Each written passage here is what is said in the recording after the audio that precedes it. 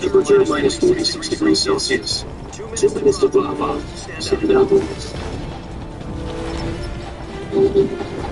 You'll be falling 150 miles per hour.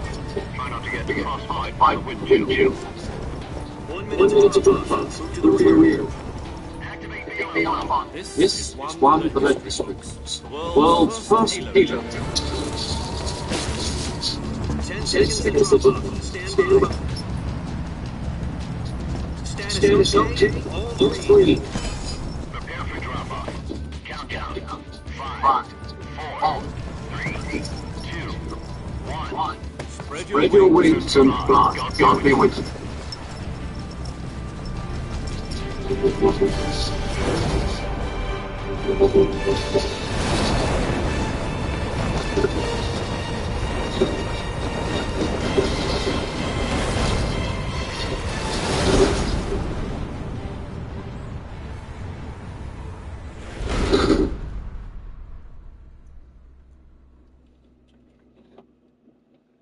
Jack, I've got some important news. The head of the CIA has finally given us the green light for the virtuous mission. Virtuous mission? No, the virtuous mission. The future of our Fox unit depends on it. If it succeeds, we'll be officially organized into a unit. Virtuous mission? Sounds like some kind of initiation ritual. Don't get cocky, this is the training arm. Right. So what exactly is this wonderful mission? Well, about 2 years ago, a certain Soviet scientist requested asylum west through one of our moles. His name is Nikolai Stepanovich Sokolov. He's head of the OKB 754 Design Bureau, one of the Soviet's top-secret weapon research facilities, and the East's foremost expert on weapons development. Sokolov? Isn't he that famous rocket scientist? The very same. On April 12, 1961, Soviets achieved the first manned spaceflight in history. The Earth was blue, but there was no God. Well spoken. The rocket that carried Yuri Gagarin to orbit was the A-1, known as the Vostok rocket. Sokolov is said to be the man most responsible for the multi-engine cluster used in that rocket. After Gagarin's flight, Sokolov left rocket development, become the head of the newly established Design Bureau. From a lowly technician to head of a design bureau, that's quite a success story, so why do you want to defect? It seems he had become afraid of his own creations. Afraid? Call it a crisis of conscience. And for that, he left his country and his family behind and went over the fence. Not exactly. One of his conditions was that his family was also taken safely to the west. We used a mole to get the family out first, succeeded in sneaking Sokolov over the Berlin Wall shortly afterwards. I was the one who conducted the operation.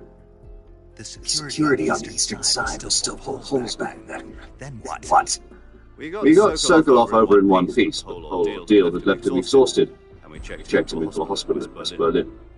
It took him 2 weeks and more than 600 miles to get from the research facility in the Soviet Union to Berlin. He was in no condition to say anything coherent. And it was only a week later that we had something much bigger on our hands. The Cuban Missile Crisis. October 16, 1962, President Kennedy received word that the Soviets were in the process of deploying intermediate-range ballistic missiles to Cuba. The President demanded that the Soviets dismantle and remove the missiles. At the same time, he announced a naval blockade to prevent further missile shipments reaching Cuba. But the Soviets didn't back down, instead placing their armed forces on secondary alert. Soviet transport ships carrying missiles continued on course towards Cuba.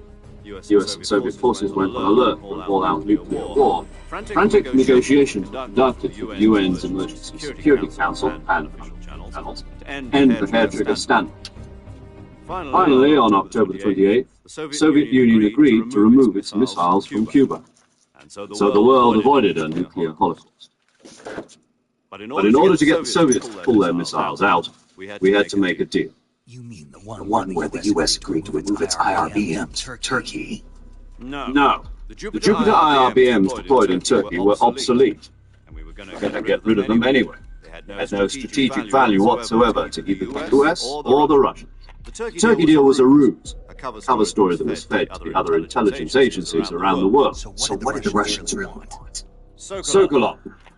They wanted us to return Sokolov. You mean the Soviets pulled out of Cuba just to get their hands on Sokolov? That's right. What the hell was he working on? At the time, we had no idea. We were running out of time. It was either give up Sokolov or risk full-scale nuclear war. In the end, we had no choice. President Kennedy gave in to Khrushchev's demand. The next day, I got Sokolov out of the hospital, handing him over to agents on the eastern side. Sokolov kept on screaming, "Save me," until he disappeared from my sight. Then a month ago, we received some new information from one of our moles. About Sokolov. Yes. He was taken back to the research facility and forced to continue working on the weapon in question under KGB supervision. What's more, it's on the verge of completion. So what kind of weapon is it? Something to do with space rockets? No. Missiles. Same technology. I guess you're right. We don't know the details, but it appears to be a new kind of nuclear device. For half a year now, the Soviets have been conducting frequent nuclear tests at Semipalatinsk. Something to do with the weapon, I assume. We're talking about a secret weapon so big that Khrushchev was ready to pull out of Cuba to get it back. Is Sokolov still in the vicinity? No. According to our intelligence, he's in Selino-Yarsk, a place in the mountains about 3 miles to the west that's known as the Virgin Cliffs. The Virgin Cliffs. Nice name for a virtuous mission. They moved him there just recently. Why? Apparently, they're conducting a field test of the weapon. It's our best chance to get him back. This mission would never have been possible if he was still in the research facility. This is our last chance. Sokolov must have known that too when he contacted us.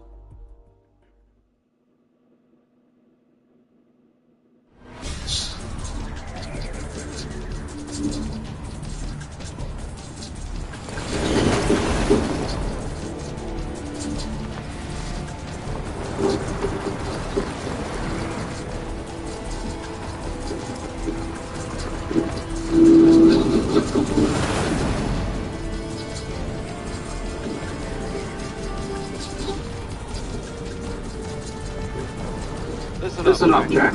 Our mission is to infiltrate Selino-Yarsk, Soviet mountains, ensure the safety of Sokolov and bring him back to the west.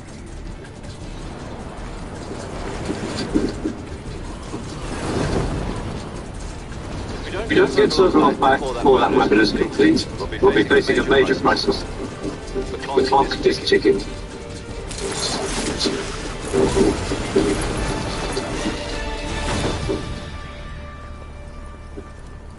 Once we've confirmed the rescue of Sokolov, stand by at the recovery point. A recovery balloon will be dropped at that point. Helium will be pumped into the balloon to inflate it. The process takes about 20 minutes. Once it's complete, gunship's arm will latch onto the balloon and pull it up. The full surface-to-air recovery system. I'm familiar with the theory. Take it easy. It's been combat proven. Do you think Sokolov is up to it? The shock will be less than during a parachute jump, and the arm can handle up to 500 pounds. So you're planning on going over the border in a single combat Talon? She's equipped with 2 6-barrel 20mm Vulcan cannons, as well as 2 40mm machine guns. Sounds like she could hold her own against a battalion of tanks. Even with the fuel in the reserve tank, we're facing a 4-hour time limit. If all goes well, it shouldn't take more than a few hours. Home in for dinner. But if anything goes wrong, you'll be eating dinner, breakfast, all the rest of your meals in the jungle.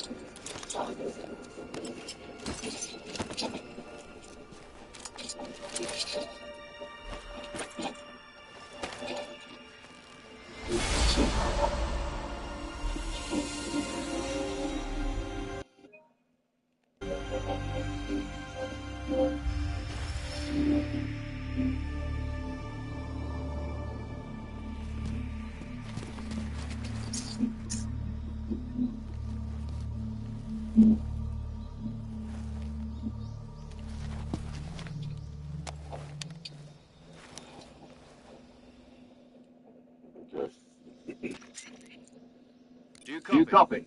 You're already in enemy territory. Somebody might be listening in. From here on out, we'll be using code names to refer to each other. Your code name for this mission will be Naked Snake. I'll be referring to you as Snake from now on. You're not to mention your real name. Snake? You don't like snakes? What do you mean? You've eaten one before, haven't you? In survival training? I'm glad to hear that. I don't know if I'd ever order one in a restaurant. Be careful, you might not have a choice. What about you, Major? What should I call you? Let's see. I'll be Tom. Call me Major Tom. This will be a sneaking mission. You must not be seen by the enemy. You must leave no trace of your presence. Is that clear? This kind of infiltration is the Fox unit's speciality. In other words, weapons and equipment are procured on site. That goes for food as well. You're completely naked, just as your name implies. Great. Now I see why you asked me if I like snakes. I suppose calling me Snake was your idea of a joke, too.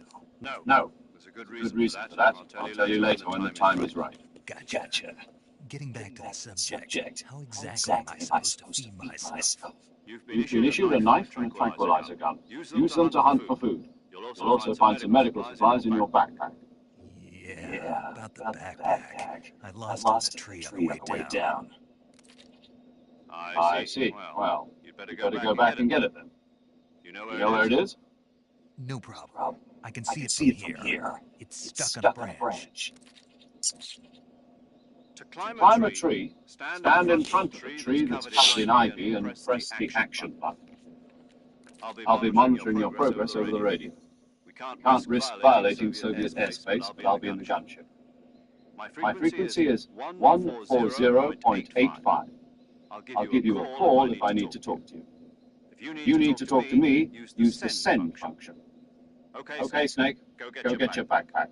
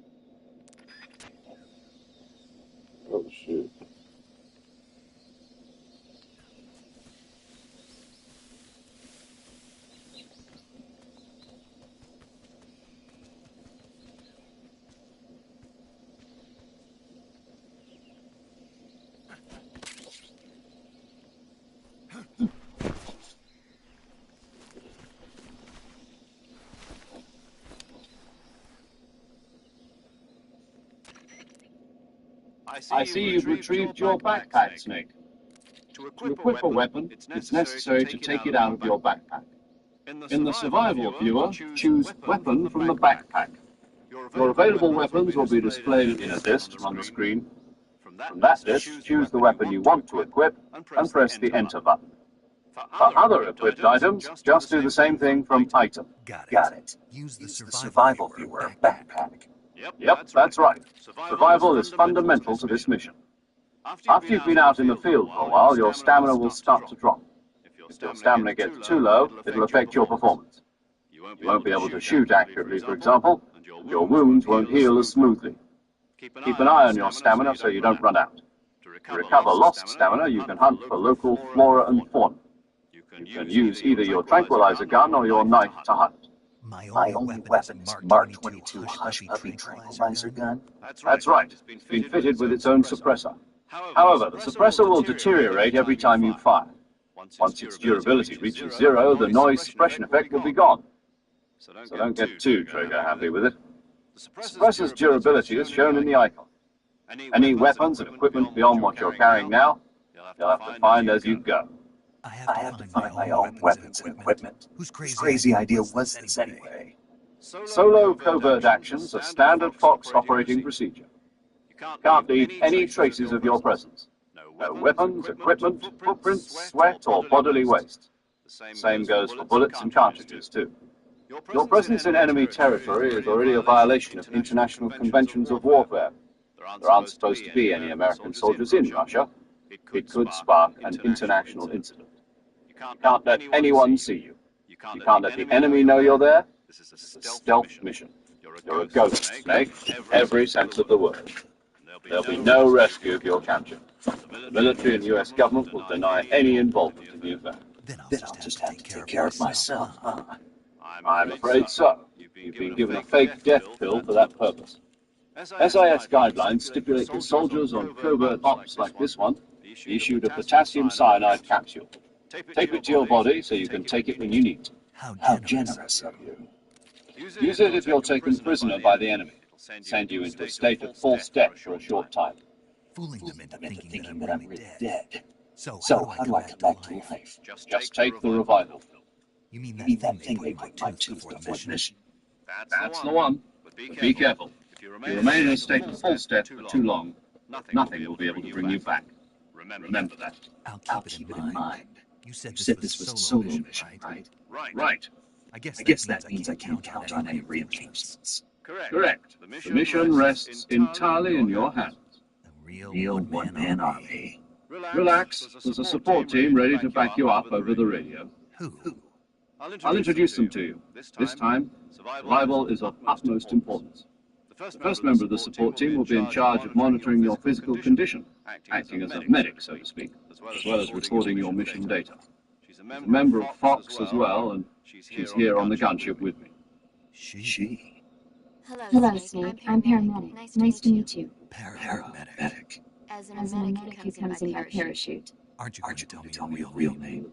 Are you going to tell me yours, Mr. Snake? My name, huh? It's John Doe. And they call you Jack for short. You're a regular Captain Nemo. A name means nothing on the battlefield. After a week, no one has a name. What's your name? Jane Doe.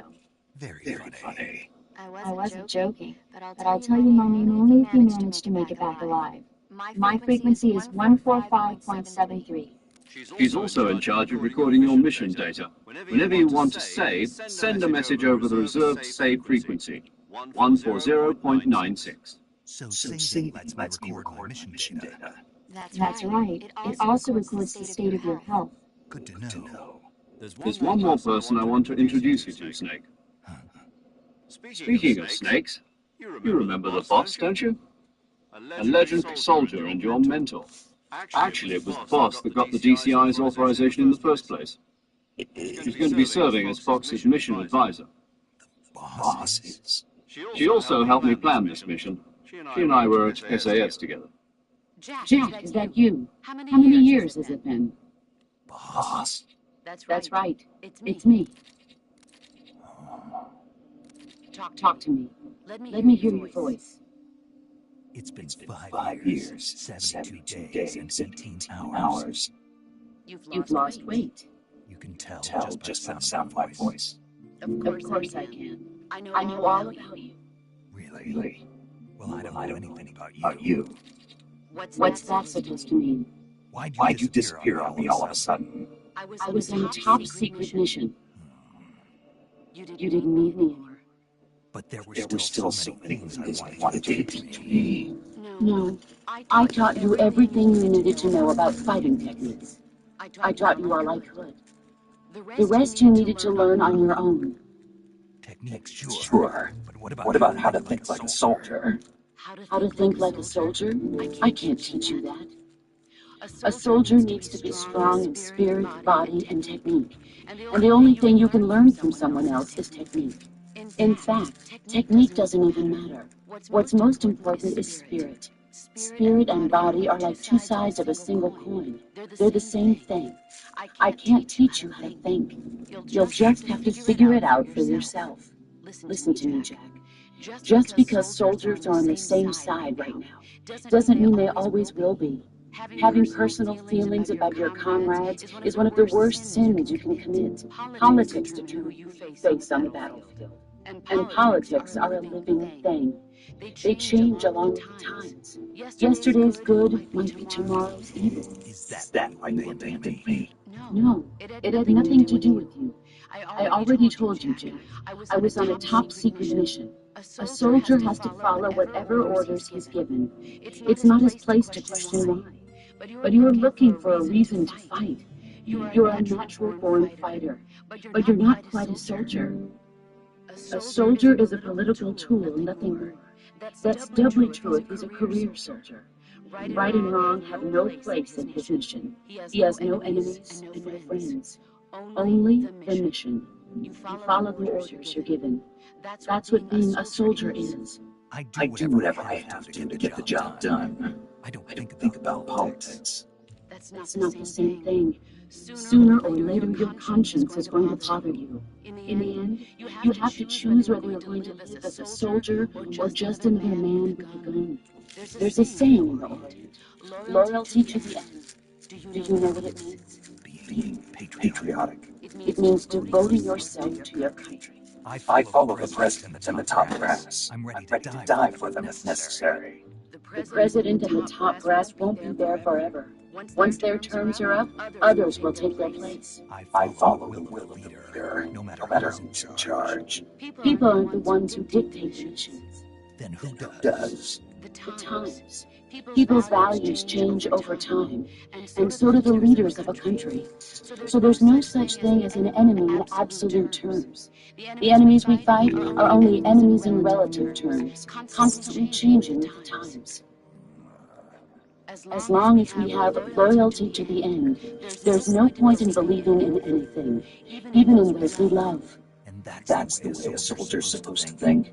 The only thing we can believe in with absolute certainty is the mission, Jack. All right. But do me a favor. What is it? Call me Snake. Snake. All right. Your code name is Snake. It suits you well. That's right. The legendary unit that the boss put together during World War II was a snake. The Cobra unit. A group of heroes that brought the war to an end and saved the world.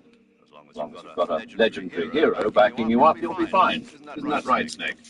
Yes. I can't think of anyone else I'd rather have me. Oh, and one more thing, boss. Yes. It's good to hear your voice again. Same here. After all, who knows if either of us will make it out alive? Snake, you are always best at urban warfare and infiltrating buildings. But this is the jungle.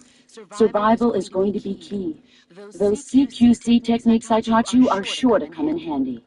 CQC? Close quarters combat, huh? I've been in Green Berets for the past few years. I'm probably pretty rusty. Not to worry. I'll be here to help you remember. After all, this is your first actual survival mission. I'll be supporting you over the radio. Where are you, boss? Next to the Major? The boss is communicating with us by radio from aboard a Permit-class submarine in the Arctic Ocean.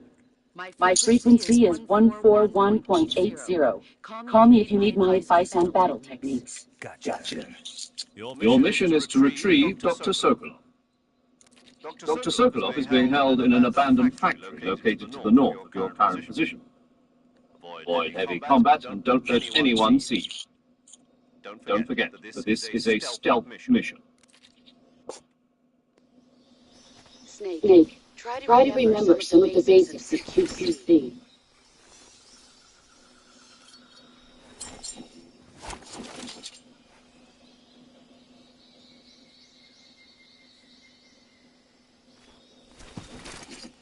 Commencing virtuous mission now.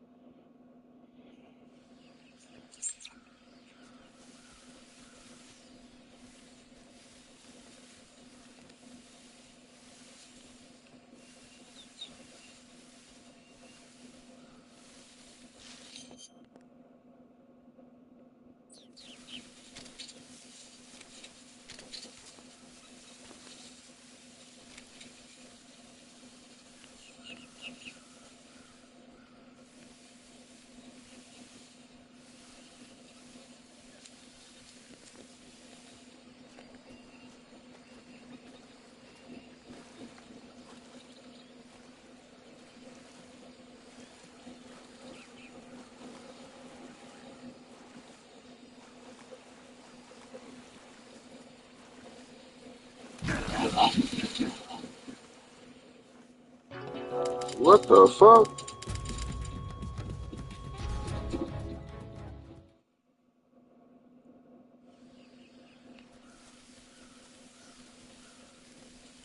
How the fuck I just ran?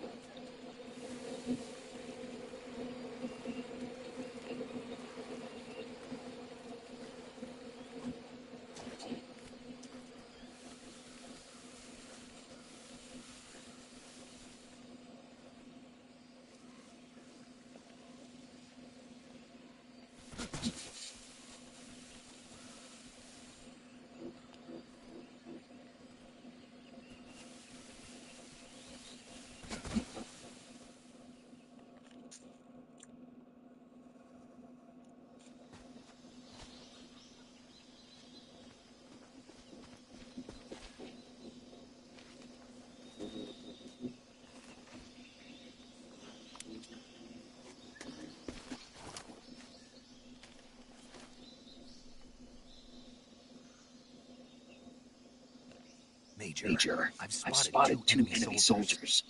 They're probably KGB troops sent to guard Sokolov. AK-47s and grenades.